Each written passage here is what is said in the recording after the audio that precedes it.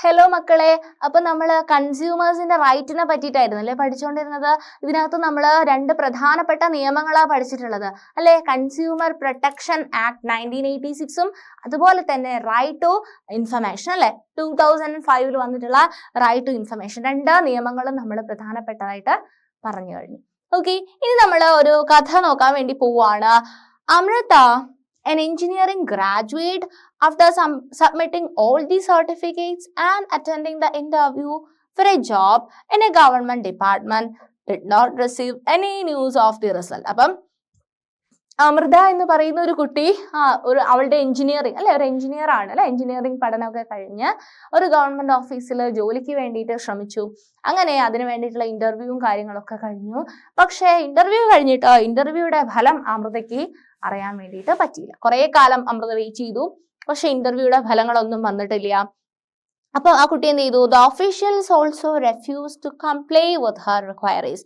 അപ്പം അവള് ഇടയ്ക്കിടയ്ക്ക് അന്വേഷിച്ച് നോക്കിയിട്ടൊന്നും അതിന്റെ ഓഫീസേഴ്സ് എന്ത് ചെയ്തിട്ടില്ല, കറക്റ്റ് ആയിട്ടുള്ള ഒരു ഉത്തരം ആ കുട്ടിക്ക് ജോലി കിട്ടിയോ ഇല്ലയോ അല്ലെങ്കിൽ എത്ര മാർക്ക് ഉണ്ട് എന്നുള്ള ഒരു ഡീറ്റെയിൽസും ആ ഓഫീസേഴ്സ് എന്ത് ചെയ്തില്ല, കുട്ടീൻ്റെ അടുത്ത് പറഞ്ഞില്ല. അപ്പൊ ആ കുട്ടി എന്ത് ചെയ്തു? She therefore file an application using the RTI Act. RTI എന്ന് പറഞ്ഞു കഴിഞ്ഞാൽ റൈറ്റ് ടു ഇൻഫർമേഷൻ അല്ലെ.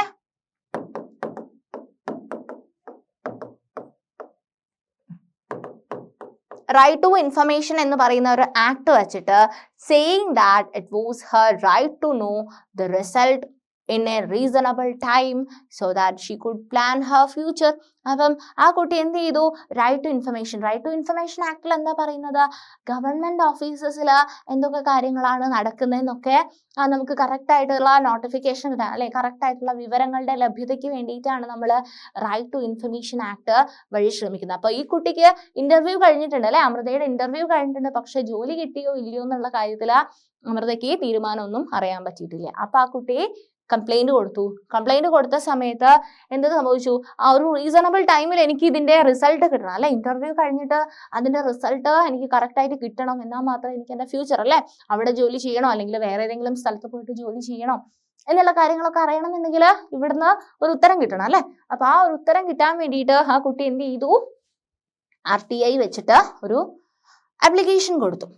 She was not only informed about the reasons for delay in the declaration of results, but also got her call letter for appointment as she performed well in the interview. അപ്പം ആ ഒരു right to information act പ്രകാരം അല്ലെ, നമ്മൾ ആ ഒരു ആക്ടിന് വേണ്ടിയിട്ട്, വിവരാവകാശത്തിന് വേണ്ടിയിട്ട് കൊടുത്തു കഴിഞ്ഞാൽ എന്തുകൊണ്ടാണ് ആ കുട്ടിക്ക് ഇത്രയും കാലമായിട്ട് ഡിലേ സംഭവിച്ചത്? എന്താ, ഓഫീസിന്റെ എന്തെങ്കിലുമൊക്കെ പ്രശ്നങ്ങളോ ഉണ്ടായിരിക്കും അല്ലെ, ഓഫീസേഴ്സിന്റെ എന്തെങ്കിലും ഡിസിഷനോ അല്ലെങ്കിൽ എന്തെങ്കിലും കൂടുതൽ ചർച്ചകളൊക്കെ വേണ്ടി വന്നതുകൊണ്ടായിരിക്കും ചിലപ്പം ആ ഒരു തീരുമാനം എടുക്കാൻ വൈകിട്ടുള്ളത്. അപ്പൊ ആ ഒരു കാരണവും അതോടൊപ്പം തന്നെ ആ കുട്ടിക്ക് ജോലി കിട്ടിയതായിട്ട് അറിയിച്ചുകൊണ്ടുള്ള ഒരു ലെറ്ററുമാണ് കുട്ടിക്ക് കിട്ടുന്നത്. അപ്പം റൈറ്റ് ടു ഇൻഫർമേഷൻ ആക്ട് അല്ലെ, ആ കുട്ടിക്ക് ആ ഒരു രീതിയിൽ മൂവ് ചെയ്യാൻ പറ്റിയിട്ടില്ല എന്നുണ്ടെങ്കിൽ അവിടെ നടക്കുന്ന കാര്യങ്ങൾ എന്താ സംഭവിച്ചതെന്ന് ഓഫീസേഴ്സിനോട് ചോദിച്ചിട്ട് ക്വയറീസ് ഒന്നും നടത്തിയിട്ട് കാര്യം ഉണ്ടായില്ല. പക്ഷെ ഒരു ആപ്ലിക്കേഷൻ ഫോം കൊടുത്ത സമയത്ത് കറക്റ്റ് ആയിട്ട് അല്ലെ, അത് ആ കുട്ടിയുടെ അവകാശമാണ് അല്ലെ, റൈറ്റ് ടു ഇൻഫർമേഷൻ ആക്ട് ആണ് അല്ലെ. അപ്പൊ ആ കുട്ടിക്ക് കറക്റ്റ് ആയിട്ട് അപ്പോയിന്റ്മെന്റ് ലെറ്ററും കിട്ടി. കാരണം എന്താണ്, ആ കുട്ടി ഇന്റർവ്യൂ നന്നായിട്ട് പെർഫോം ചെയ്തിട്ടുണ്ടായിരുന്നു. ആ ഇന്റർവ്യൂ നന്നായിട്ട് പെർഫോം ചെയ്തത് കൊണ്ട് തന്നെ കുട്ടിക്ക് ജോലി കിട്ടണം എന്നുള്ള ആഗ്രഹം കുട്ടിക്ക് ഉണ്ടാവുകയും ചെയ്യും. സോ ഈ ഒരു റൈറ്റ് ടു ഇൻഫർമേഷൻ ആക്ട് പ്രകാരം ആ കുട്ടിക്ക് എന്ത് കിട്ടി? ആ കുട്ടിക്ക് എന്തുകൊണ്ടാണ് ജോലി അല്ലെങ്കിൽ ഇതിന്റെ തീരുമാനം വൈകാൻ കാരണമായതെന്നും മനസ്സിലായി. അതോടൊപ്പം തന്നെ കുട്ടിക്ക് ജോലിയും കിട്ടിയതായിട്ടുള്ള ലെറ്റർ കിട്ടി, അപ്പോയിന്റ്മെന്റ് ലെറ്ററും കിട്ടി. ഓക്കെ, അപ്പം when choice is denied. ഇനി വേറൊരു കഥയാണ്, Abhirami A student of Ansari. അപ്പൊ ആ ഒരു കഥ നിങ്ങൾക്ക് റൈറ്റ് ടു ഇൻഫർമേഷൻ ആക്ടിന്റെ ഒരു ഭാഗമായിട്ടുള്ള ഒരു കഥയാണ് അല്ലെ നമ്മളിപ്പോ കണ്ടത്. യെസ്, ഇനി അത് നമ്മൾ അമൃതേന്റെ കഥ. ഇനി നമ്മൾ നോക്കുന്നത് അഭിരാമിയുടെ കഥയാണ്. Okay, Abhirami A student of Ansari Nagar joined a 2 years course at a local coaching institute for professional courses in New Delhi. അപ്പം അഭിരാമി എന്ന് പറയുന്ന ഒരു കുട്ടി എന്ത് ചെയ്തു? ഒരു 2 വർഷത്തെ ഒരു കോഴ്സിന് വേണ്ടിയിട്ട് ഡൽഹിയിൽ ജോയിൻ ചെയ്തു അല്ലെ. ഡൽഹിയിൽ ജോയിൻ ചെയ്തിട്ട് at the time of joining the course she paid rupees 61,020 as lump sum for the entire course of 2 years. അപ്പോൾ ആ കുട്ടി എന്ത് ചെയ്തു, 2 വർഷത്തേക്ക് കണക്കാക്കിയിട്ട് എന്ത് ചെയ്തു, ഒരു ഫീസ് ജോയിൻ ചെയ്ത സമയത്തെ അടച്ചു.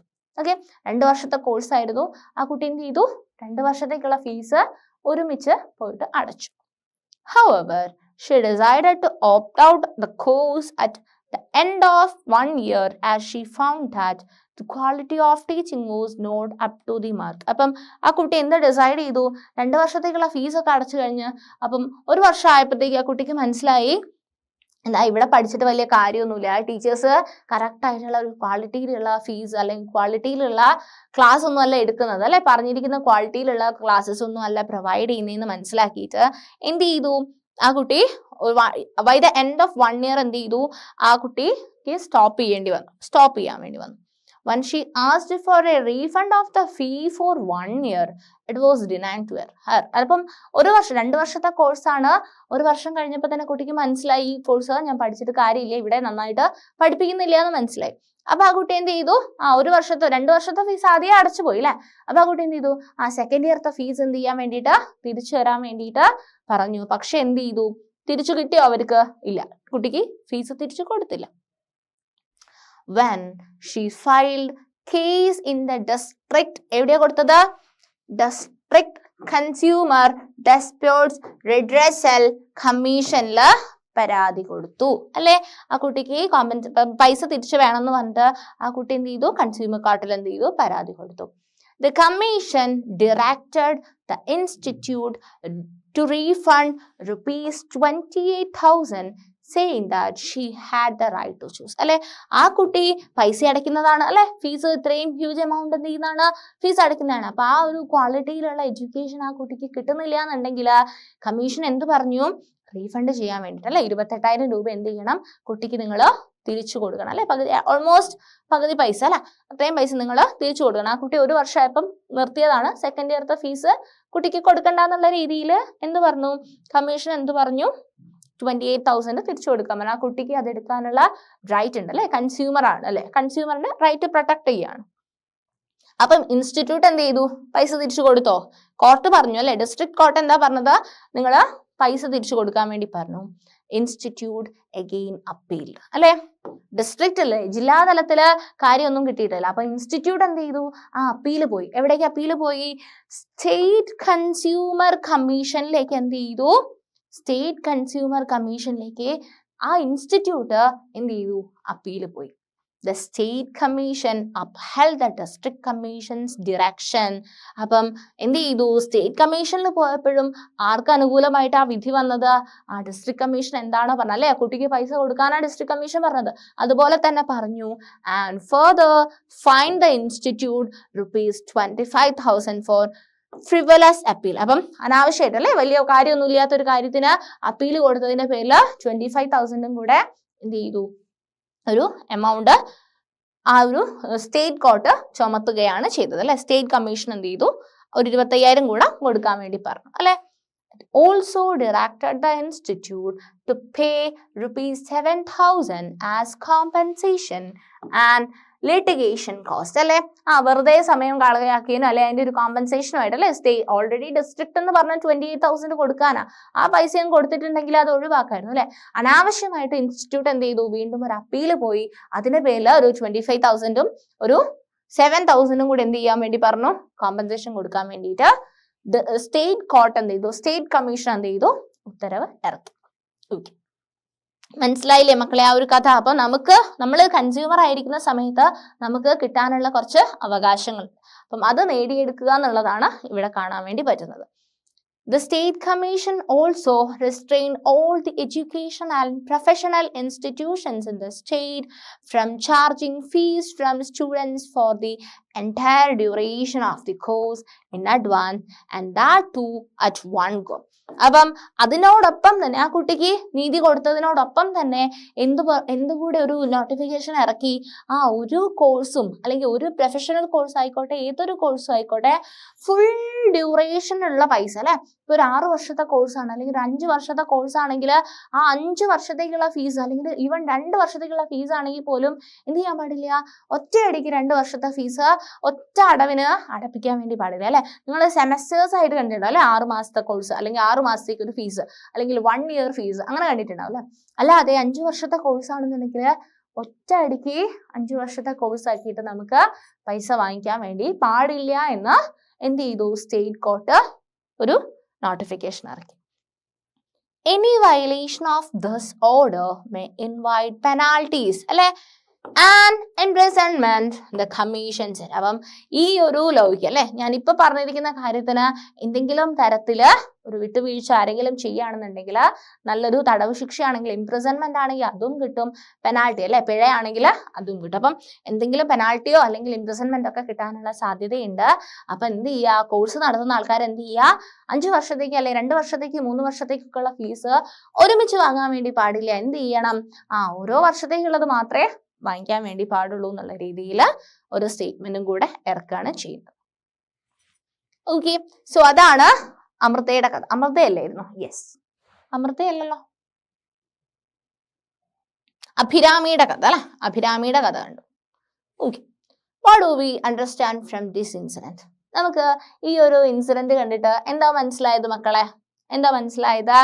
Any consumer who receives a service in whatever capacity regardless of age, gender and nature of service has the right to choose whether to continue to receive the service. അപ്പം നമുക്ക് ഏതൊരു കൺസ്യൂമറിനും അല്ലെ, അയാൾക്ക് എന്ത് പറ്റും, നിങ്ങൾ ഈ കാര്യങ്ങൾ കറക്റ്റ് ആയിട്ട് മനസ്സിലാക്കണേ മക്കളെ.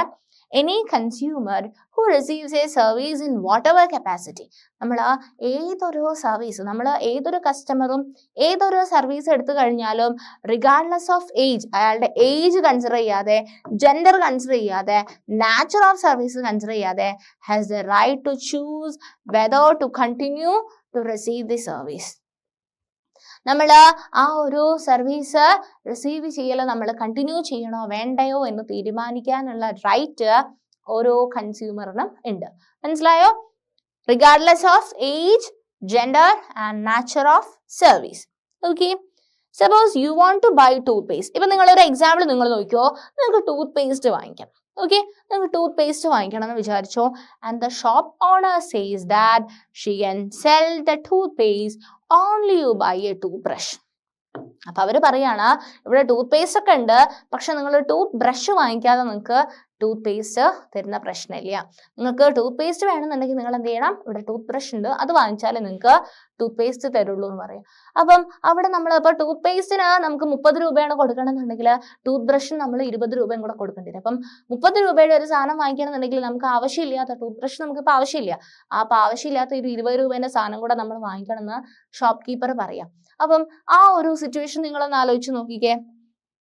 If you are not interested in buying the brush, your right to choice is denied. അല്ലെ, നിങ്ങളുടെ ചോയ്സ് ആണ് അല്ലെ, നിങ്ങൾക്ക് ബ്രഷ് വേണോ വേണ്ടയോ എന്നുള്ളത് നിങ്ങളുടെ ചോയ്സ് ആണ്. അപ്പം പക്ഷെ ഷോപ്പ് കീപ്പർ എന്താ പറയുന്നത്, നിങ്ങൾക്ക് ടൂത്ത് പേസ്റ്റ് വേണമെന്നുണ്ടെങ്കിൽ നിങ്ങൾ ബ്രഷ് വാങ്ങിയേ മതിയാവുള്ളൂ എന്ന് പറയുമ്പം നമ്മളുടെ ഒരു റൈറ്റ് ആണ് അല്ലെ, നമുക്ക് തീരുമാനിക്കാം, കൺസ്യൂമറിന് തീരുമാനിക്കാനുള്ള ഒരു റൈറ്റ് ആണ് എന്ത് ചെയ്യുന്നത്, അവിടെ ഡിനൈ ചെയ്യപ്പെടുന്നത്. Okay, similarly, sometimes gas supply dealers insist that you have to buy the stove from them when you take a new connections. പണ്ടൊക്കെ എന്താണ്, ഗ്യാസ് കണക്ഷൻ എടുക്കുന്ന സമയത്ത് നിങ്ങൾക്ക് ഗ്യാസ് സപ്ലൈ വേണമെന്നുണ്ടെങ്കിൽ നിങ്ങൾ സ്റ്റൗ ഞങ്ങളുടെ കയ്യിൽ നിന്ന് തന്നെ എടുക്കണം, എന്നാലേ നിങ്ങൾക്ക് ഗ്യാസ് കണക്ഷൻ കിട്ടുള്ളൂ എന്നുള്ള രീതിയിൽ പറയും. അപ്പം അവിടെയൊക്കെ എന്താ ശരിക്കും പറഞ്ഞു കഴിഞ്ഞാൽ കൺസ്യൂമേഴ്സിന്റെ റൈറ്റ് ആണല്ലേ, നമുക്ക് ഇഷ്ടമുള്ള സാധനങ്ങൾ നമുക്ക് എവിടെ നിന്ന് വേണം, നമുക്ക് ഇഷ്ടമുള്ള സ്ഥലത്ത് നിന്ന് വാങ്ങിക്കാനുള്ള ഒരു ഫ്രീഡം നമുക്കുണ്ട്. പക്ഷേ ഇങ്ങനെ അവർ ഇൻസിസ്റ്റ് ചെയ്യുന്ന സമയത്ത് നമുക്ക് വേണ്ടാത്ത അല്ലെ, നമുക്ക് ചിലപ്പോൾ വേണ്ടി വരില്ല, നമുക്ക് വേറെ സാധനം നമ്മൾ വേറെ സ്ഥലത്തുനിന്ന് വാങ്ങുന്നുണ്ടാവുമായിരിക്കും, എങ്കിൽ പോലും നമ്മൾ എന്ത് ചെയ്യണം, നമുക്ക് താല്പര്യം ഇല്ലാതെ നമ്മൾ എന്ത് ചെയ്യേണ്ടി വരുന്നുണ്ട്, വാങ്ങിക്കേണ്ടി വരുന്നുണ്ട്. Okay, In this way, many a times you are forced to buy things that you may not wish to and you are left with no choice. ചില സമയത്ത് എന്തും ചെയ്യാറുണ്ടല്ലേ, നിങ്ങൾ ശ്രദ്ധിച്ചിട്ടുണ്ടാവും അല്ലെ, നമ്മൾ കടയിലൊക്കെ പോയി കഴിഞ്ഞാൽ നമുക്ക് ഒരു 5 രൂപ ബാക്കിയുള്ള സമയത്ത് തരാനൊക്കെ സമയം ഉണ്ടെങ്കിൽ അവരെന്ത് പറയും, 5 രൂപേന്റെ മിഠായി വിളിച്ചോ എന്ന് പറയും അല്ലെ, ഇതാ 5 രൂപയില്ല മിഠായി. അപ്പൊ നമുക്കത് ഇഷ്ടം ഉണ്ടാവില്ല, നമുക്ക് 5 രൂപേന്റെ മിഠായി നമുക്ക് ആ സമയത്ത് വേണ്ടി വരില്ല, പക്ഷെ അവരെന്ത് ചെയ്യുന്നുണ്ട്, 5 രൂപേന്റെ മിഠായി നമുക്ക് തരുന്നുണ്ട്. അപ്പൊ അതൊക്കെ നമ്മള് റിയൽ ലൈഫ് സിറ്റുവേഷൻ ആണ് അല്ലെ, നമുക്ക് വേണ്ടാത്ത ഒരു സാധനം നമ്മൾ നിർബന്ധിക്കപ്പെട്ട് വാങ്ങിക്കുന്ന ഒരു സിറ്റുവേഷൻ ആണത് അല്ലെ. അങ്ങനെ കുറെ ഇൻസിഡൻസ് നിങ്ങൾക്ക് പിക്കപ്പ് ചെയ്യാൻ വേണ്ടിയിട്ട് പറ്റും. Consumers have the right to seek redressal against unfair trade practices and exploitation. If any damage is done to a consumer, she has the right to get compensation depending on the degree of damage. അപ്പം നമുക്ക് നമ്മളുടെ റൈറ്റിന് എന്തെങ്കിലും ഒരു പ്രശ്നം ഉണ്ടാവുകയാണെന്നുണ്ടെങ്കിൽ നമുക്ക് ഒരു consumer എന്ന നിലയിൽ നമുക്ക് എന്ത് കിട്ടാനുള്ള ഇതുണ്ട്, റൈറ്റ് ഉണ്ട്, നമുക്ക് കോമ്പൻസേഷൻ കിട്ടാൻ. നിങ്ങൾ കണ്ടിട്ടുണ്ടാവും അല്ലെ, പല കമ്പനീസും കൊടുക്കേണ്ടി വന്നിട്ടുണ്ട് അല്ലെ, ഫെയർനെസ് ക്രീംസ് ഒക്കെ ഇറക്കിയിട്ടുണ്ടായിരുന്നു. നിങ്ങൾക്ക് ഭയങ്കര ഫെയർ ആവും നിങ്ങൾ എന്നൊക്കെ പറഞ്ഞിട്ട് എന്ത് ചെയ്യും, കുറെ ക്രീമൊക്കെ ഇറക്കിയിട്ട് നമ്മൾ ഫെയർ ആയിട്ടില്ല എന്നുണ്ടെങ്കിൽ എന്താ, അത് പരസ്യത്തിൽ പറഞ്ഞല്ലേ, മാജിക്കൽ റെമഡി ഒക്കെ കൊടുത്തിട്ടുള്ള പരസ്യങ്ങളൊക്കെ മുമ്പ് ഉണ്ടായിരുന്നു. അപ്പൊ അല്ലെ, നിങ്ങൾ ഭയങ്കര രാജകുമാരിയെ പോലെ എന്നൊക്കെ പറഞ്ഞിട്ടുള്ള സാധനങ്ങളൊക്കെ ഇറക്കും അല്ലെ. അപ്പൊ നമ്മൾ എന്ത് വിചാരിക്കും, ഇതുള്ളതാണെന്ന് വിചാരിച്ച് പോയി വാങ്ങിച്ചിട്ട് നമുക്ക് ഒരു പ്രശ്നവും ഒരു മാറ്റവും ഉണ്ടാവില്ല. അപ്പൊ നമുക്ക് വേണമെങ്കിൽ കൺസ്യൂമർ കോർട്ടിൽ എന്ത് ചെയ്യാം, പരാതിപ്പെടാം അല്ലെ. ഇവർ ഇങ്ങനത്തെ കാര്യങ്ങളൊക്കെ അഡ്വർടൈസ്മെന്റ് അല്ലെ, പരസ്യത്തിൽ ഇങ്ങനെയൊക്കെ പറഞ്ഞിട്ടാണ് ഞാൻ ഈ പ്രൊഡക്റ്റ് പോയിട്ട് വാങ്ങിയത്, പക്ഷെ ഞാൻ തേച്ച് നോക്കിയപ്പം ഞാൻ വെളുത്തതൊന്നുമില്ല, എന്റെ കളറിൽ ഒരു വ്യത്യാസവും വന്നിട്ടില്ല എന്നൊക്കെ പറഞ്ഞിട്ട് നമ്മൾ കേസ് കൊടുത്തു കഴിഞ്ഞാൽ എന്താ സംഭവിക്കുക, നമുക്ക് കോമ്പൻസേഷൻ കിട്ടും കേട്ടോ. അപ്പം ആ രീതിയിൽ അല്ലെ, അതുകൊണ്ടാണ് ഇപ്പോഴുള്ള പരസ്യങ്ങൾ നിങ്ങൾ ഒരു 10 വർഷം മുമ്പേ ഉള്ള പരസ്യങ്ങളെ പോലെ അല്ല ഇപ്പൊ ഇറങ്ങുന്ന പരസ്യങ്ങൾ അല്ലെ. മാജിക്കൽ റെമഡി, വല്ലാതൊരു നിങ്ങളല്ലാതായി മാറുന്നൊക്കെ ഉള്ള രീതിയിൽ വലിയ രീതിയിലുള്ള പരസ്യങ്ങൾ അല്ലെ, മാജിക്കൽ അഡ്വർടൈസ്മെന്റ്സ് ഒന്നും ഇപ്പം നിലവിൽ ഇല്ല. There is a need to provide an easy and effective public system by which this can be done. Consumer can file a complaint before the appropriate consumer forum on his or her own with or without the services of lawyers. ഇപ്പൊ lawyers വേണമെന്നൊന്നുമില്ല, നമുക്ക് വേണമെന്നുണ്ടെങ്കിൽ complaint ചെയ്യാം, എന്താ, with or without the service of A lawyer. നമുക്ക് എന്തെങ്കിലും issues ഉണ്ടെങ്കിൽ നമുക്ക് file ചെയ്യാൻ പറ്റും complaints. Let us take the case of Prakash. നമുക്ക് ഒരു എക്സാമ്പിളും കൂടി നോക്കാം. അപ്പൊ നമ്മൾ ഒരുപാട് ലൈഫ് എക്സാമ്പിൾസ് അല്ലെ, ജീവിതത്തിലെ ഓരോ ആൾക്കാരുടെയും ജീവിതം വെച്ചിട്ടുള്ള കുറച്ച് ഉദാഹരണങ്ങൾ വെച്ചിട്ടാണ് നമ്മൾ ഈ പാഠം ത്രൂ ഔട്ട് പഠിച്ചിട്ടുള്ളത്. പ്രകാശ് എന്ന് പറയുന്ന ആളുടെ കേസിൽ എന്താ സംഭവിച്ചത് നോക്കിക്കേ.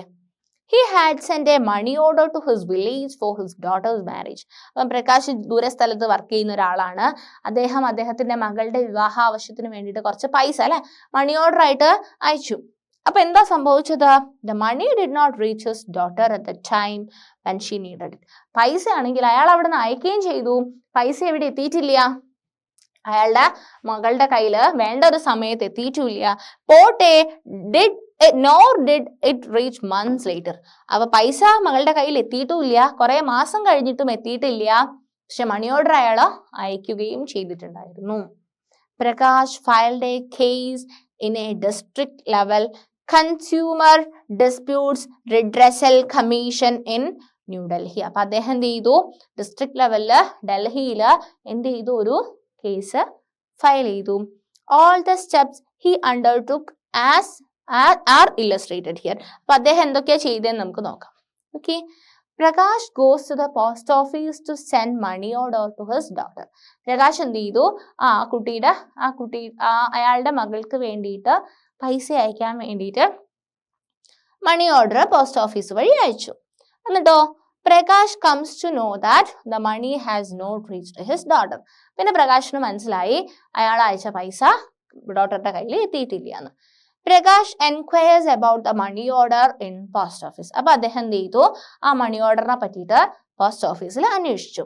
അപ്പം പോസ്റ്റ് ഓഫീസിൽ അന്വേഷിച്ച് നോക്കിയപ്പോഴും നോ പ്രോപ്പർ റെസ്പോൺസ്. പോസ്റ്റ് ഓഫീസിന് കറക്റ്റ് ആയിട്ടുള്ള, അയാൾക്ക് സാറ്റിസ്ഫൈങ് ആയിട്ടുള്ള അല്ലെ, അല്ലെങ്കിൽ മണി ഓർഡർ ഇങ്ങനെ പറ്റിയത് കൊണ്ടാണ് എത്താത്തത്, അല്ലെങ്കിൽ അങ്ങനെ ആയിരിക്കും എത്താത്തത്, ഇങ്ങനെ കറക്റ്റ് ആയിട്ടുള്ള ഒരു എക്സ്പ്ലനേഷൻ അയാൾക്ക് കിട്ടിയില്ല. അപ്പൊ പ്രകാശ് എന്ത് ചെയ്തു, Prakash goes to the local consumer council for advice. അപ്പം പ്രകാശ് ലോക്കൽ കൺസ്യൂമർ കൗൺസിലിൽ പോയിട്ട് വേണ്ട അഡ്വൈസ് എടുക്കാൻ വേണ്ടിയിട്ട് പോയി. Prakash goes to a consumer disputed commission to file a case. അപ്പം അദ്ദേഹം എന്ത് ചെയ്തു എന്നിട്ട് കേസ് ഫയൽ ചെയ്തു. He fills a registration form. അദ്ദേഹം ഒരു രജിസ്ട്രേഷൻ ഫോം ഫിൽ ചെയ്തു.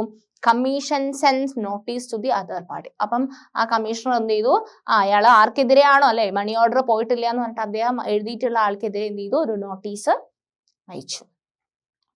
He himself plead the case in the commission office. Commission office-ലും അത് പറഞ്ഞ് the commission office judge verified the documents and hears the argument of the aggrieved party and the other party. അപ്പം commission എന്ത് ചെയ്തു, രണ്ടാൾക്കാർക്കും പറയാനുള്ളത് കേട്ടു അല്ലെ. പ്രകാശിന് പറയാനുള്ളതും കേട്ടു, ആരാണോ ഇതിന്റെ ഉത്തരവാദികള് അവർക്ക് പറയാനുള്ളതും കേട്ടു. എന്നിട്ട് the judge എന്ത് ചെയ്തു, ജഡ്ജസ് ആണ് അല്ലെ എല്ലാം ലാസ്റ്റ് ഫൈനൽ ഡിസൈഡ് ചെയ്യുന്ന ആളാരാ, ജഡ്ജസ്. ഈ ജഡ്ജസ് ആണ് എല്ലാം ലാസ്റ്റ് ഫൈനലൈസ് ചെയ്യുന്ന ആള്. So the judge announces the disputes redressal commission verdict. അപ്പം അദ്ദേഹത്തിന് വേണ്ട ഒരു കോമ്പൻസേഷൻ അവിടെ കിട്ടുകയാണ് ചെയ്യുന്നത്. അപ്പൊ അദ്ദേഹത്തിന്റെ കാര്യത്തിൽ അവിടെ ഒരു സോൾവ് ആവുകയാണ് ചെയ്യുന്നത്. സോ ഇത്രയും സ്റ്റെപ്പുകളാണ് നടന്നിട്ടുള്ളത്.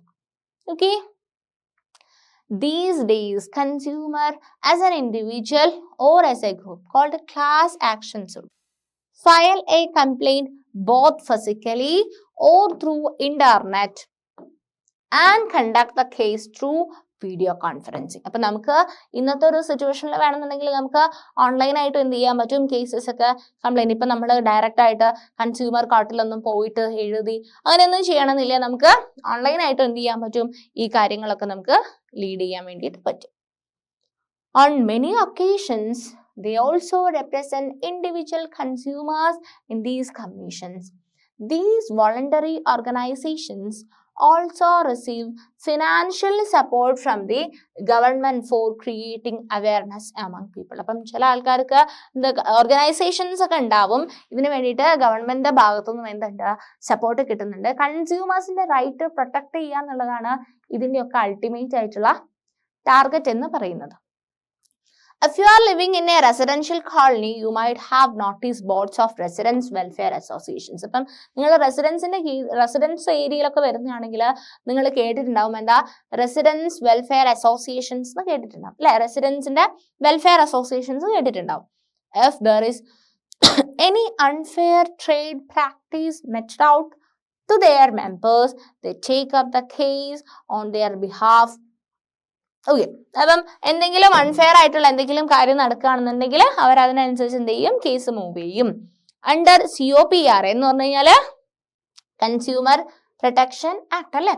Under consumer protection act A 3-tier quasi, എന്തൊക്കെയാ 3 ടയർ എന്ന് പറയുന്നത് എന്തൊക്കെയാ, judicial machinery at the district level ഉണ്ട്, സ്റ്റേറ്റ് ലെവൽ ഉണ്ട്, നാഷണൽ ലെവൽ ഉണ്ട്. അപ്പൊ 3 തരത്തിൽ അല്ലെ. അപ്പൊ നമ്മൾ നേരത്തെ ഒക്കെ കണ്ടിട്ടുണ്ട് അല്ലെ, ഡിസ്ട്രിക്ട് ലെവലിൽ എന്തെങ്കിലും പ്രശ്നം പറ്റി കഴിഞ്ഞാൽ നമ്മൾ സാറ്റിസ്ഫൈ അല്ലാന്നുണ്ടെങ്കിൽ നമുക്ക് അപ്പീൽ പോവാം, എങ്ങോട്ടേക്ക്, സ്റ്റേറ്റ് ലെവലിൽ പോവാം. ഇനി സ്റ്റേറ്റ് ലെവലിൽ നമുക്ക് കറക്റ്റ് ആയിട്ടുള്ള ഇൻഫർമേഷൻ കിട്ടിയിട്ടില്ല എന്നുണ്ടെങ്കിൽ നമുക്ക് എന്ത് ചെയ്യാം, നാഷണൽ ലെവലിൽ അപ്പീൽ പോവാൻ വേണ്ടിയിട്ട് പറ്റും. So judicial machinery at the district, state and national levels was set up for redressal of consumer disputes. Okay, so the district level authority called district level authority ne endha paraya makkale, district consumer disputes redressal commission deals with the cases involving claims up to 1 crore. Okay, അപ്പം എന്തെങ്കിലും 1 കോടി രൂപ വരെയൊക്കെയുള്ള claim ആണെന്നുണ്ടെങ്കിൽ ആർക്ക് deal ചെയ്യാൻ പറ്റും, district ലെവലിൽ deal ചെയ്യാൻ പറ്റും. എന്താ പറയാ, ഡിസ്ട്രിക്ട് ലെവൽ അതോറിറ്റിനെ എന്താ മക്കളെ പറയാ, ഡിസ്ട്രിക്ട് ലെവൽ അതോറിറ്റിനെ എന്താ പറയാ, district consumer disputes redressal commission. അപ്പം 1 കോടി അല്ലെ, 1 crore വരെ ഉള്ളതാണെങ്കിൽ ഡിസ്ട്രിക്ട് ഡീൽ ചെയ്യും. ഇനി ദ സ്റ്റേറ്റ് ലെവൽ കൺസ്യൂമർ ആണെങ്കിലോ, State level consumer disputes redressal commissions called a state commission. State commission ആണെന്നുണ്ടെങ്കിൽ between rupees 1 crore and 10 crores അല്ലെ. 1 കോടി മുതൽ 10 കോടി വരെ ഉള്ളതാണെന്നുണ്ടെങ്കിൽ അത് സ്റ്റേറ്റ് ലെവൽ കമ്മീഷൻ അല്ലെ, സ്റ്റേറ്റ് കമ്മീഷൻ എന്തായിക്കോളും ഡീൽ ചെയ്യും. And the national level commission അല്ലെ, നാഷണൽ കമ്മീഷൻ ആണെങ്കിൽ നാഷണൽ ലെവൽ കമ്മീഷൻ ആണെന്നുണ്ടെങ്കിൽ deals with cases involving claims exceeding rupees 10 crore. അപ്പം 10 കോടിന്റെ മേലെയാണെന്നുണ്ടെങ്കിൽ അത് ആരാണ് നോക്കുക? നാഷണൽ ലെവലാണ് നോക്കുക. അപ്പം ഡിസ്ട്രിക്ട് ലെവൽ ആണെങ്കിൽ 1 കോടി വരെയുള്ള ക്ലെയിം ആണെന്നുണ്ടെങ്കിൽ ഡിസ്ട്രിക്ട് ലെവൽ കമ്മീഷൻ നോക്കും. സ്റ്റേറ്റ് ലെവൽ ആണെന്നുണ്ടെങ്കിൽ 1 കോടി മുതൽ 10 കോടി വരെയുള്ള ലെവൽ ആണെങ്കിൽ സ്റ്റേറ്റ് ലെവൽ നോക്കും. ഇനി നാഷണൽ ലെവൽ ആണെന്നുണ്ടെങ്കിൽ 10 കോടിന്റെ മേലെ വരുന്ന ഡീലിങ്സ് ഒക്കെ നാഷണൽ ലെവൽ കമ്മീഷൻ ആയിരിക്കും ഡീൽ ചെയ്യുക. അപ്പം ആ ഒരു രീതിയിലാണ് കൺസ്യൂമർ ഡിസ്പ്യൂട്ട്സ് റിഡ്രസൽ കമ്മീഷൻ പോകുന്നത് അല്ലേ.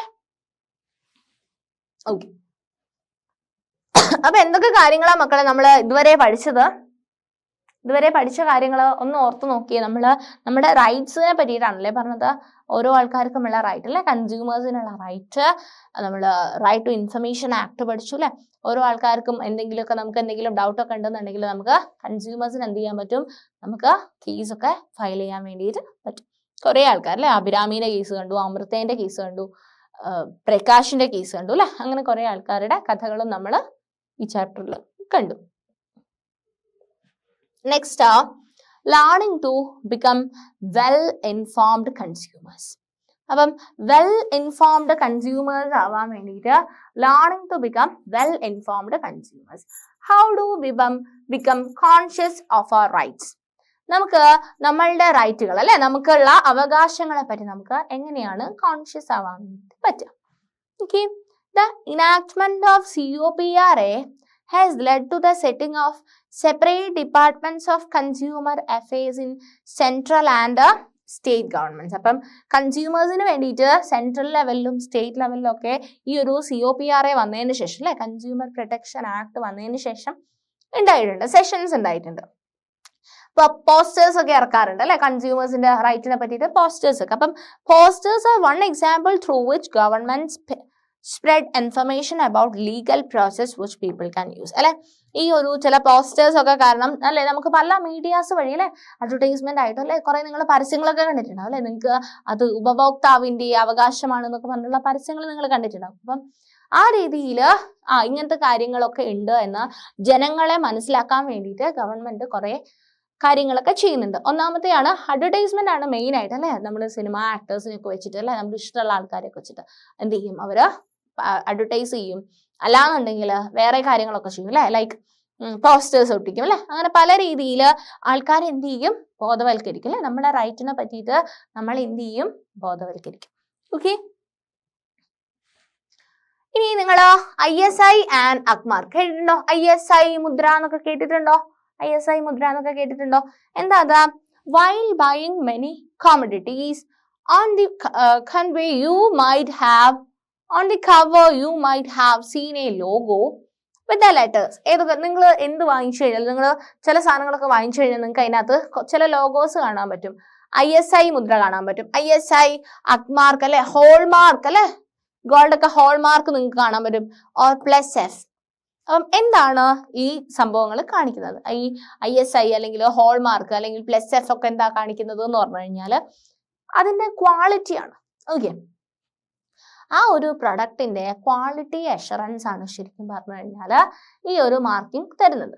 ഈ ഒരു പ്രൊഡക്റ്റിന്റെ ക്വാളിറ്റി അഷുറൻസ്, ഇത് എത്രത്തോളം ക്വാളിറ്റി ഉള്ള സാധനമാണ്, ആ ഒരു രീതിയിലുള്ള ഒരു ക്വാളിറ്റി അഷുറൻസ് ആണ് നമുക്ക് ഈ ഒരു പ്രൊഡക്റ്റ് കാണിച്ചു തരുന്നത്. ഈ ഒരു സിമ്പിൾ അല്ലെങ്കിൽ ഈ ഒരു മുദ്ര, ഈ ഒരു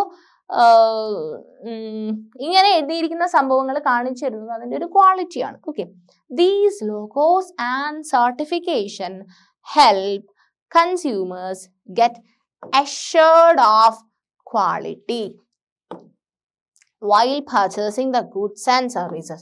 നിങ്ങൾ ഓൺലൈൻ എടുത്തു കഴിഞ്ഞാലും നിങ്ങൾക്ക് ഫ്ലിപ്കാർട്ട് അഷ്യോർഡ് അല്ലെങ്കിൽ മീഷോന്റെ അഷുറൻസ് കാണിക്കുന്ന സിമ്പിൾസ് നിങ്ങൾക്ക് കാണാൻ വേണ്ടി പറ്റില്ല. അപ്പം അതുപോലെ എന്താണ് ഈ ലോഗോസ് നമ്മൾ വാങ്ങിക്കുന്ന സമയത്ത് മുദ്ര പരസ്യത്തിലല്ല പൈപ്പിൽ തന്നെ എന്നൊക്കെ അങ്ങനെയൊക്കെ നിങ്ങൾ പല പരസ്യങ്ങളും കേട്ടിട്ടുണ്ട്. അപ്പം ഈ ഹോൾമാർക്ക് ആണെങ്കിലും അക്മാർക്ക് ആണെങ്കിലും ISI ആണെങ്കിലും ഒക്കെ എന്താണ് നമ്മൾക്കുള്ള ഒരു ക്വാളിറ്റി അഷുറൻസ് ആണ് തരുന്നത്. നിങ്ങൾ ഈ പ്രൊഡക്റ്റ് വാങ്ങിക്കഴിഞ്ഞാൽ നിങ്ങൾക്ക് ഒരു നഷ്ടവും വരാനില്ല, നിങ്ങൾക്ക് ഇത് എന്തൊക്കെ ഗുണമേന്മയുള്ള പ്രോഡക്റ്റ് ആണെന്ന് കാണിക്കാൻ വേണ്ടിയിട്ടാണ് നിങ്ങൾക്ക് ഇങ്ങനത്തെ സാധനങ്ങൾ, ഇങ്ങനത്തെ അഷുറൻസ്, ഇങ്ങനത്തെ സർട്ടിഫിക്കേഷൻസ് ഒക്കെ കാണാൻ വേണ്ടിയിട്ട് പറ്റുന്നത്. The organizations that monitor and issue these certificates allow producers to use their logos provided they follow certain quality standard. അപ്പം അവര് ഈ പ്രൊഡ്യൂസ് ചെയ്യുന്ന ആൾക്കാർ അല്ലെ, ഏതൊരു പ്രൊഡക്റ്റും ഉണ്ടാക്കുന്ന ആൾക്കാർ കുറച്ച് സ്റ്റാൻഡേർഡ്സ് ഒക്കെ കീപ്പ് ചെയ്യുന്നുണ്ട് എന്നുണ്ടെങ്കിൽ അവരെന്ത് ചെയ്യാൻ സമ്മതിക്കും, ഈ ആൾക്കാർ ഈ ലോഗോന്റെ സർട്ടിഫിക്കേഷൻ ചെയ്യാൻ വേണ്ടിയിട്ട് സമ്മതിക്കും. അതായത് ISI ഹോൾമാർക്ക് ഒക്കെ കൊടുക്കാൻ വേണ്ടി സമ്മതിക്കും. കാരണം അവരെന്ത് ഫോളോ ചെയ്യണം, if they follow certain quality standards. അപ്പം ക്വാളിറ്റി സ്റ്റാൻഡേർഡ്സ്, കുറച്ച് ക്വാളിറ്റിയുടെ സ്റ്റാൻഡേർഡ്സ് ഫോളോ ചെയ്യുന്നുണ്ടെങ്കിൽ അവര് ഇങ്ങനത്തെ സർട്ടിഫിക്കേഷൻസ് കൊടുക്കാൻ വേണ്ടിയിട്ട് ഓർഗനൈസേഷൻസ് എന്ത് ചെയ്യും, ഇത് മോണിറ്റർ ചെയ്തിട്ട് ഇങ്ങനത്തെ സർട്ടിഫിക്കേഷൻസ് ഒക്കെ എന്ത് ചെയ്യും, ഇഷ്യൂ ചെയ്യും. അപ്പം ഈ ഒരു സർട്ടിഫൈ കിട്ടിയിട്ടുള്ള നിങ്ങൾ പലതും കണ്ടിട്ടുണ്ടാവും അല്ലെ, ഇന്നത് സർട്ടിഫൈഡ് അല്ലെ ഇന്ന ആള് സർട്ടിഫൈഡ്. അപ്പം ഇങ്ങനെ ഒരു സർട്ടിഫിക്കേഷൻ കിട്ടിക്കഴിഞ്ഞാൽ അത് കുറച്ചും കൂടി എന്താണ് ഒരു വിശ്വാസയോഗ്യമായിട്ടുള്ള അല്ലെ, കുറച്ചും കൂടി ഒരു അഷുറൻസ്, അല്ലെങ്കിൽ ആ ഒരു ക്വാളിറ്റി നമുക്കൊന്ന് വിശ്വസിച്ച് വാങ്ങാന്നുള്ള ഒരു അഷുറൻസ് ആണ് അവിടെ കാണിക്കുന്നത്. Though this organization develop quality standards for many products, it is not compulsory for all the producers to follow standards. അപ്പം ഈ ഒരു ക്വാളിറ്റി അത് അല്ലെങ്കിൽ ഈ ഒരു ക്വാളിറ്റി സ്റ്റാൻഡേർഡ്സ് ഉണ്ടാക്കിയിട്ടുണ്ടെങ്കിലും എല്ലാ പ്രൊഡ്യൂസേഴ്സും അല്ല എല്ലാ ആൾക്കാരും ഈ ഒരു ക്വാളിറ്റി സ്റ്റാൻഡേർഡ്സ് ഒന്നും പ്രകാരമായിരിക്കില്ല അവർ അവരുടെ ഗുഡ്സ് ആൻഡ് സർവീസസ് ഇറക്കുന്നുണ്ടാവുക. Okay, however for some products that affect the health and safety of consumers, അല്ലെ ചില പ്രോഡക്ട്സ് ഒക്കെ നിങ്ങൾ വാങ്ങി കഴിക്കുന്ന പ്രോഡക്ട്സ് ആണെങ്കിൽ പോലും നിങ്ങൾ കണ്ണ് കണ്ട സാധനങ്ങൾ മുഴുവൻ വാരി കഴിക്കുന്ന സമയത്ത് നിങ്ങളുടെ ഹെൽത്തിനൊന്നും ഒരു ഗ്യാരണ്ടി അവർ തരുന്നെന്ന് നമുക്ക് പറയാൻ വേണ്ടി പറ്റില്ല. ഓക്കെ, നമുക്ക് ചില ആൾക്കാർ ഇതിൻ്റെ ഒന്നും സർട്ടിഫിക്കേഷൻസ് ഉണ്ടെന്നൊന്നും നമുക്ക് ഉറപ്പിക്കാനൊന്നും പറ്റില്ല. അപ്പം ഈ ഒരു some products that affect the health and safety of consumers or of products of mass consumption like LPG cylinders, food colors and additives. അല്ലെ LPG cylinders അല്ലെങ്കിൽ ഫുഡിന്റെ കളർ അല്ലെ, നമുക്ക് permitted colours and permitted preservatives അല്ലെങ്കിൽ അങ്ങനെയൊക്കെ നിങ്ങൾ വാങ്ങിക്കുന്ന ഫുഡിനകത്ത് അങ്ങനെ അല്ലേ ആഡഡ് പെർമിറ്റഡ് കളേഴ്സ് അല്ലെങ്കിൽ ആഡഡ് ടേസ്റ്റ് വരുന്ന പെർമിറ്റഡ് ആയിട്ടുള്ള ഫ്ലേവേഴ്സ് ആണ് ആഡ് ചെയ്തിട്ടുള്ളത് എന്നൊക്കെ നിങ്ങൾക്ക് കാണാൻ പറ്റും. അപ്പം ആ രീതിയിൽ ഉണ്ടെങ്കിൽ പോലും ചിലപ്പം എന്തായിരിക്കും അവർ അതിനകത്ത് അഡൾട്രേഷൻ ഒക്കെ കാണിക്കും. ഓക്കെ, നമ്മൾ വിചാരിക്കുന്ന സാധനം ആയിരിക്കില്ല ചിലപ്പോൾ അവർ ആഡ് ചെയ്ത് നമുക്ക് തരുന്നുണ്ടാവുക. സോ ക്വാളിറ്റിയിൽ ചിലപ്പോൾ അവരെന്ത് കാണിക്കും, കോംപ്രമൈസ് കാണിക്കും. എന്നിട്ട് ചിലപ്പോൾ സർട്ടിഫിക്കേഷൻ ഒക്കെ കിട്ടുകയും ചെയ്യും അല്ലെ. അപ്പം അത് സർട്ടിഫൈഡ് ആണ് ഇത് സർട്ടിഫൈഡ് ആണെന്നൊക്കെ പറയും. പക്ഷേ അവിടെയും എന്താണ് നമുക്ക് ഒരു സർട്ടിഫൈ ചെയ്തിട്ടുള്ള ഒരു അഷുറൻസ് ഉണ്ടെങ്കിൽ നമുക്ക് കുറച്ചും കൂടി എന്താണ് ഒരു വിശ്വാസയോഗ്യമായിട്ടുള്ള കാര്യമാണ്. പാക്കേജ്ഡ് ഡ്രിങ്കിങ് വാട്ടർ അല്ലെ, ഡ്രിങ്കിങ് വാട്ടർ എവിടെയെങ്കിലൊക്കെ ഇറങ്ങുന്ന സമയത്ത് പല തരത്തിലുള്ള ഡ്രിങ്കിങ് വാട്ടർ അവൈലബിൾ ആണ് അല്ലെ. അപ്പം അതിനൊക്കെ എന്താണ് ക്വാളിറ്റി ഉണ്ടോ എന്നുള്ള കാര്യമാണ്. It is mandatory on the part of the producers to get certified by these organization. അപ്പം ഇത്രയും ആൾക്കാർക്ക് ശരിക്കും പറഞ്ഞു കഴിഞ്ഞാൽ ഇത്തരത്തിലുള്ള ഓർഗനൈസേഷന്റെ സർട്ടിഫിക്കേഷൻസ് മസ്റ്റ് ആണ്. ഓക്കെ, അപ്പം നിങ്ങൾ ഈ ഡ്രിങ്കിങ് വാട്ടർ അല്ലെങ്കിൽ സിമെന്റ്, LPG സിമെന്റ് എന്നൊക്കെ പറയുന്ന സാധനം നിങ്ങൾ ആലോചിച്ച് നോക്കൂ, ഒരു സിമെന്റ് ക്വാളിറ്റി ഇല്ലാത്ത സാധനമാണ് അല്ലെ. ക്വാളിറ്റി ഇല്ലാത്ത ഒരു സിമെന്റ് വെച്ചിട്ട് നമ്മളൊരു ബിൽഡിംഗ്, ഒരു വീടൊക്കെ ഉണ്ടാക്കി കഴിഞ്ഞാൽ നല്ലൊരു ശക്തമായുള്ള ഒരു മഴയും കാറ്റൊക്കെ വന്നു കഴിഞ്ഞ് വീട് നമ്മൾ ഉറങ്ങിക്കിടക്കൊക്കെ ആണെങ്കിൽ ക്വാളിറ്റി ഇല്ലാത്ത സിമെന്റ് കൊണ്ട് വീടുണ്ടാക്കി കഴിഞ്ഞാൽ എന്താ സംഭവിക്കുക അല്ലെ, നന്നായിട്ട് ശക്തിയിൽ ഒരു കാറ്റ് വീശുമ്പോൾ മൊത്തത്തിൽ കെട്ടിടം പറഞ്ഞ് നമ്മുടെ വീട്ടിൽ ദേഹത്തേക്ക് വീഴാൻ ചാൻസ് ഉണ്ട് അല്ലെ. അപ്പം ഇതിനൊക്കെ ഈ സിമെന്റ് ആണെങ്കിലും കമ്പികളൊക്കെ ആണെങ്കിൽ പോലും അല്ലെ, ഇതൊക്കെ ഭയങ്കര കൺസ്ട്രക്ഷൻ വർക്ക് എന്നൊക്കെ പറയുന്നത് ഭയങ്കര ഭീകരമായിട്ടുള്ള കാര്യമാണ് അല്ലെ. അപ്പൊ അത് കറക്റ്റ് ആയിട്ട് ചെയ്തില്ല എന്നുണ്ടെങ്കിൽ ബിൽഡിംഗ് കൊളാപ്സ് ആയിട്ട് ഡെത്ത് ഒക്കെ വരാനുള്ള ചാൻസ് ഉണ്ട്. അപ്പം ഇതിനൊക്കെ കറക്റ്റ് ആയിട്ടുള്ള സർട്ടിഫിക്കേഷൻ, അതുപോലെ തന്നെ ഫുഡ് സേഫ്റ്റി ഇമ്പോർട്ടൻ്റ് ആണ്. അപ്പം ഫുഡ് എന്ന് പറയുന്ന സാധനത്തിന് എന്ത് വേണം, നല്ലൊരു അഷുറൻസ് നമുക്ക് ഉണ്ടാവണം. എന്നാലേ നമുക്ക് എന്ത് ചെയ്യാൻ പറ്റുള്ളൂ, അത് വാങ്ങിച്ച് കഴിക്കാൻ വേണ്ടിയിട്ട് പറ്റുള്ളൂ. അപ്പം ഇങ്ങനത്തെ ഓർഗനൈസേഷൻസ് ഒക്കെ ഇവിടെ എന്ത് കൊടുക്കണം, ഇവർക്ക് സർവീസ് കൊടുക്കണം.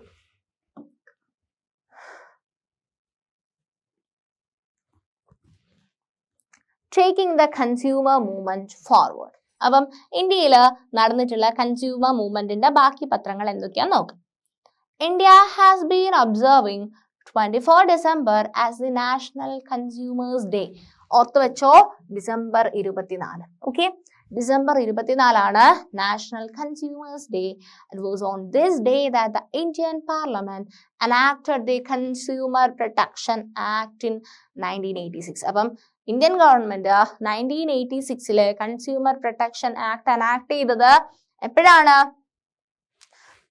ഡിസംബർ 24 ആ ദിവസമാണ് നമ്മൾ നാഷണൽ കൺസ്യൂമേഴ്സ് ഡേ അല്ലെ, ഡിസംബർ 24.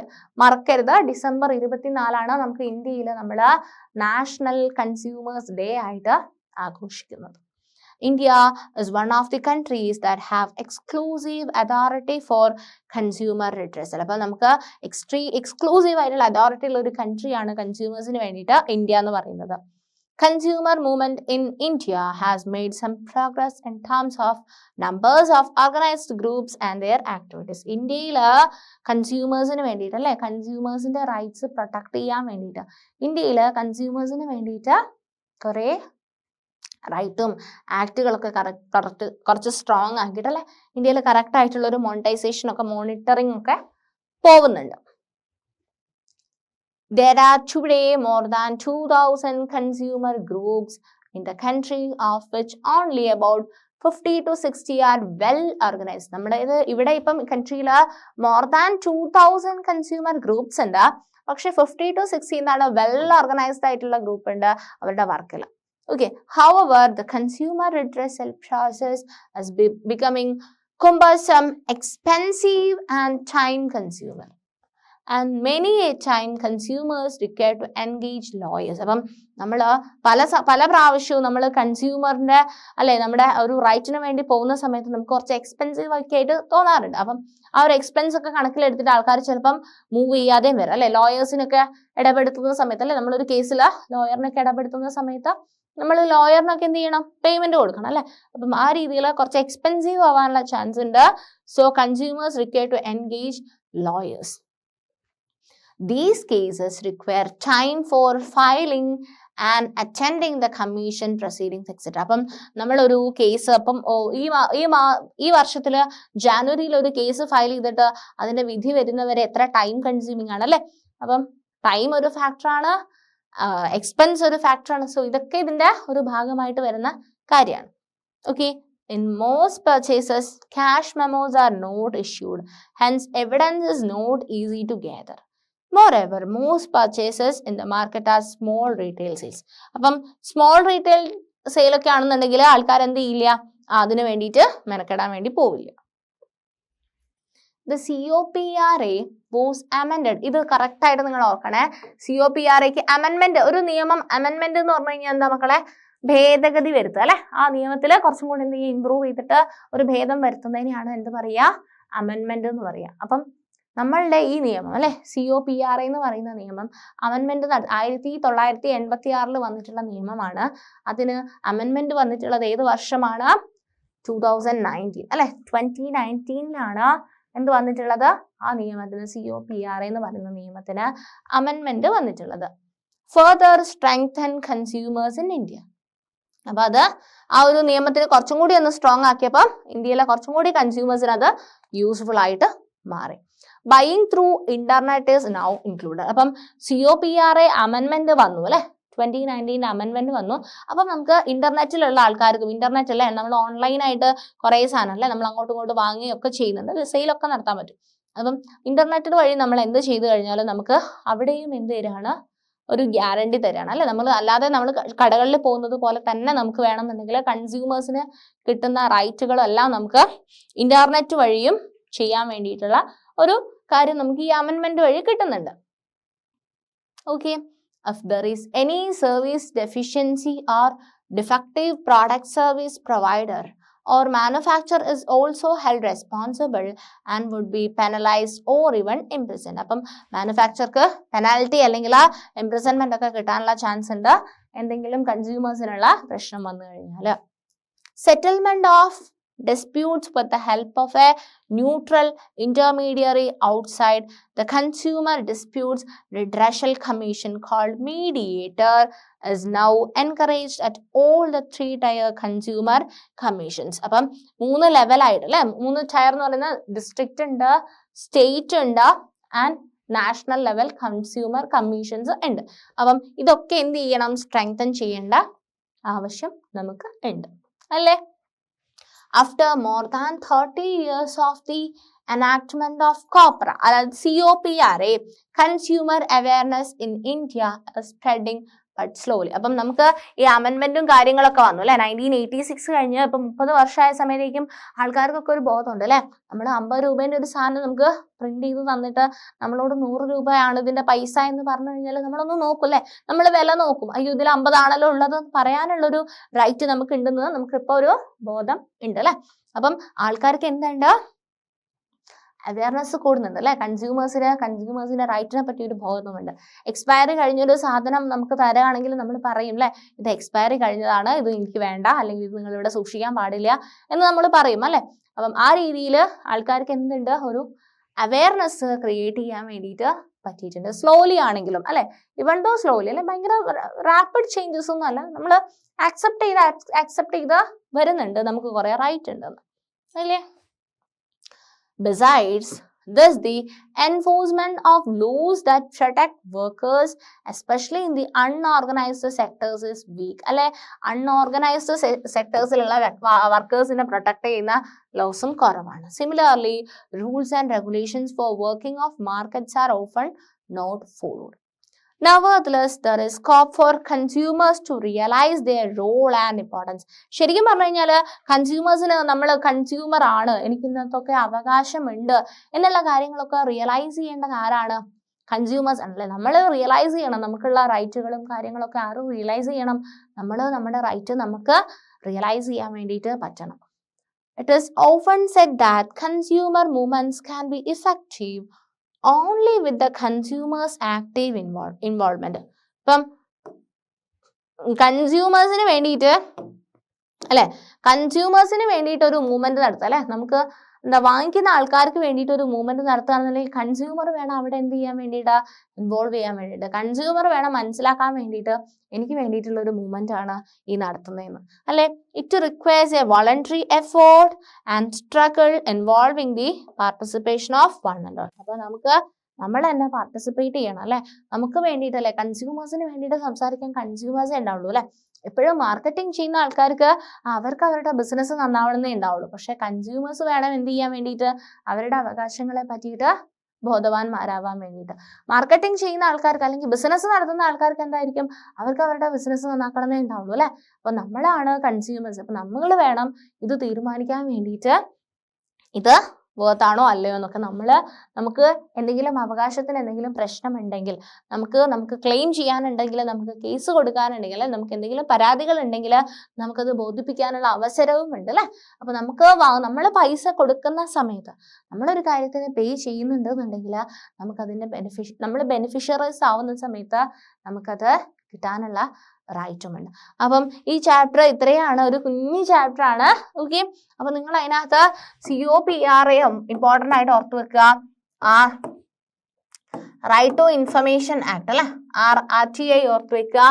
ആൻഡ് നിങ്ങൾ ഇതിനകത്തുള്ള നമ്മുടെ റൈറ്റ്സുകൾ അല്ലെ, കൺസ്യൂമേഴ്സ് റൈറ്റ്സും കാര്യങ്ങളൊക്കെ നിങ്ങൾ ഓർത്തു വെക്കുക. അപ്പൊ നമുക്ക് എവിടെയെങ്കിലും ഒരു ഡിനേ അല്ലെങ്കിൽ എന്തെങ്കിലും ഒരു കാര്യം നമുക്ക് ആസ് എ കൺസ്യൂമർ നമുക്ക് കിട്ടേണ്ട നീതി കിട്ടുന്നില്ല എന്നുണ്ടെങ്കിൽ നമുക്ക് ഡിസ്ട്രിക്ട് ലെവലുണ്ട്, സ്റ്റേറ്റ് ലെവലുണ്ട്, അതുപോലെ തന്നെ നാഷണൽ ലെവൽ കൺസ്യൂമർ കമ്മീഷൻസും ഉണ്ട്. ആ കാര്യം നിങ്ങൾ മനസ്സിൽ വെക്കണം. സോ ഇത്രയാണ് ഈ ഒരു ചാപ്റ്റർ എന്ന് പറയുന്നത്. സിമ്പിൾ ആൻഡ് ഹംപിൾ ചാപ്റ്റർ ആണ് അല്ലെ, ഡെയിലി ഇൻസിഡൻസ് മാത്രം ഡിസ്ക്രൈബ് ചെയ്തു പോകുന്ന ഒരു ചാപ്റ്റർ ആണ്.